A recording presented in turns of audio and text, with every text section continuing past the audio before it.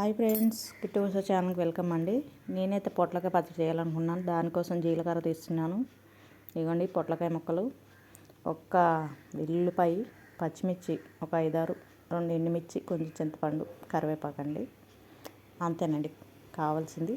కొంచెం గడ్డ పెరుగు కూడా కావాలండి, ఎందుకంటే చాలా బాగుంటుంది అప్పుడే గడ్డ పెరుగు వేయడం వల్ల. ముందుగా అయితే వెల్లుల్లిపాయ వేసుకోవాలి. అవి బాగా వేగాక మన పచ్చిమిర్చి, ఎండుమిర్చి కూడా వేసుకోవాలండి.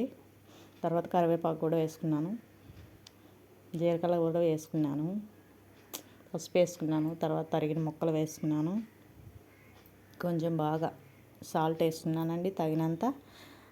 బాగా కలబెడుతున్నాను. ఇప్పుడైతే బాగా మగ్గాయండి. చూసారు, చింతపండు కూడా వేసేసాను అనమాట.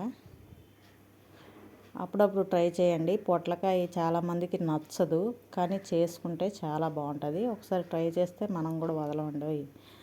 ఓకే, నా ఛానల్ ఎవరైనా ఫస్ట్ టైం చూస్తుంటే తప్పకుండా ఒక లైక్ అండ్ షేర్, సబ్స్క్రైబ్ మా ఛానల్. ఓకేనా ఫ్రెండ్స్, ఈ పచ్చడి అయితే ట్రై చేయండి. ఎలా ఉందో తప్పకుండా చెప్పండి.